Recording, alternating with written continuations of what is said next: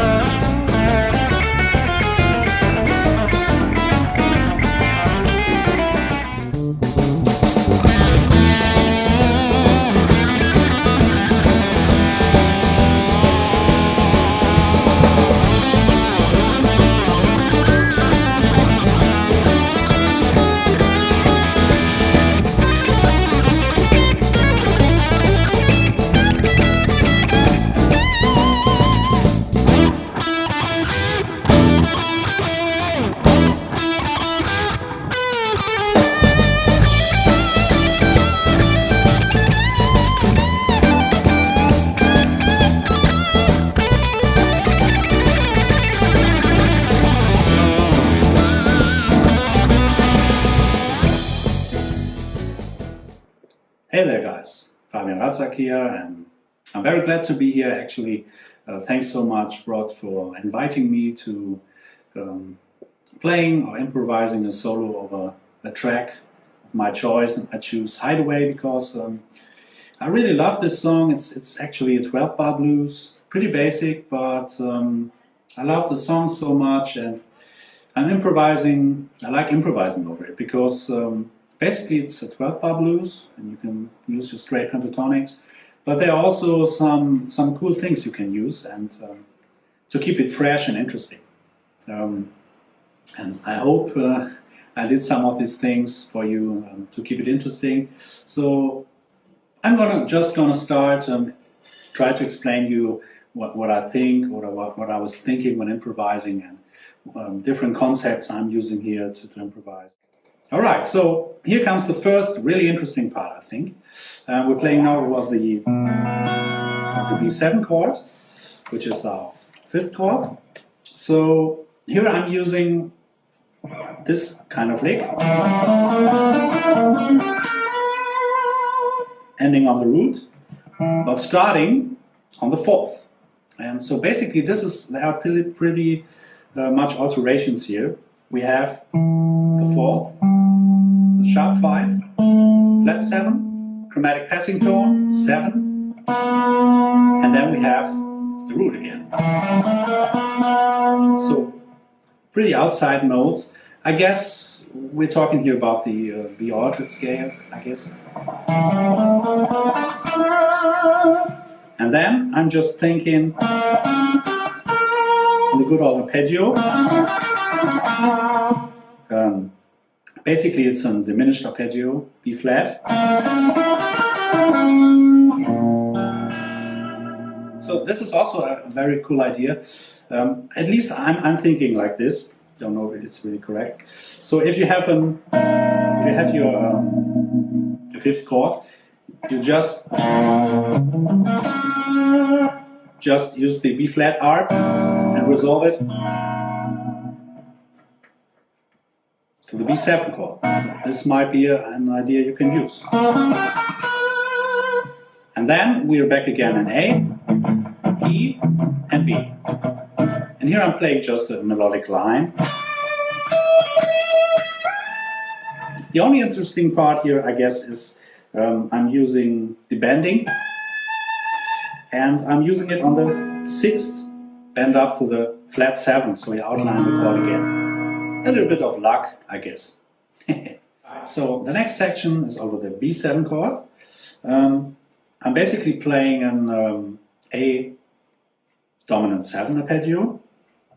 Pretty basic, but over the B7 it sounds pretty cool because we have some alterations here. We have the flat 7, nothing special. We have the 9, which is color tone, nice.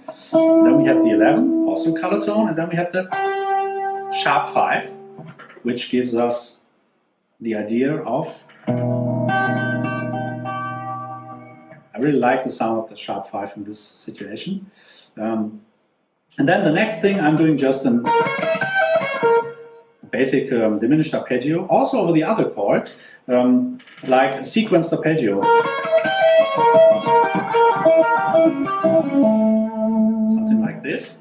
So again, also works over all the chords. That's pretty much it. My ideas over the Hideaway section.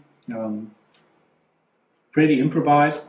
I mean, few parts I'm playing all the time when playing blues, because that's what improvising is. You have a lot of ideas collected, and then you're just mixing it up with other stuff, and then that's improvising. Improvising is not like on the spot creating 100,000 new ideas. It's more about the concepts you learned, and you try to mix it up a little bit. So, and hopefully I played the changes, because I think that's really important, not just to use the good old pentatonic and see what's happening. I guess chord tones are really important, so learn your arpeggios, your substitutions, your chord substitutions and concepts. Learn them on their own, and then try to incorporate.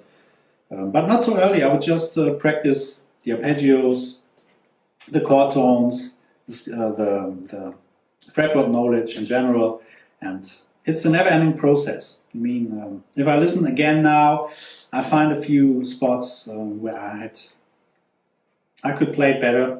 But that's the moment. We're improvising at the moment, and we learn from it. All right. Thank you guys so much. I hope you enjoyed it, and see you next time. Bye-bye. All right. Hello, everyone. Rod DeGeorge here. I hope you enjoyed our little jam on Hideaway. Fabian did an excellent job, as he always does. Such a great player. Such a pleasure for me to get to jam with him. A little explanation of what I did and how I approached it. I basically just started out with E minor pentatonic, did a little behind the nut then to get that minor to major third E minor with the G, E major with the G sharp. Around the first turnaround, I approached the B7. I was thinking B7, but I was thinking Phrygian dominant. Okay, and within that train of thought, I did a diminished arpeggio.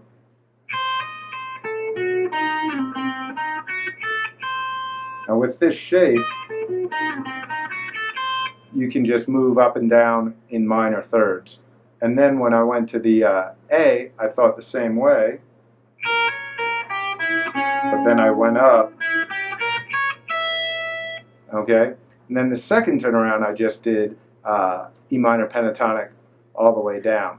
I was also thinking in terms of the chords a little bit. You can hear that I did over the E the one time I did E dominant 7 arpeggios. So basically I was viewing it like that shape, and that shape. I did that minor, I think I did a minor to major third, and then I went up to the 7th. So basically when I take a blues type progression, I look at the progression and I almost approach each chord individually. Sometimes I'll just do the blues scale over all of it. That has a cool feel as well. But sometimes I like to follow the chords a little more, and I did that a little bit here. So hopefully that gave you a little insight as to how I approached it. All right? Stay tuned, there are going to be many more Different Strokes episodes coming along. I hope you enjoyed. If so, please feel free to hit the subscribe button, and we'll keep you posted on many more to come. Thanks. Have a great day. Peace.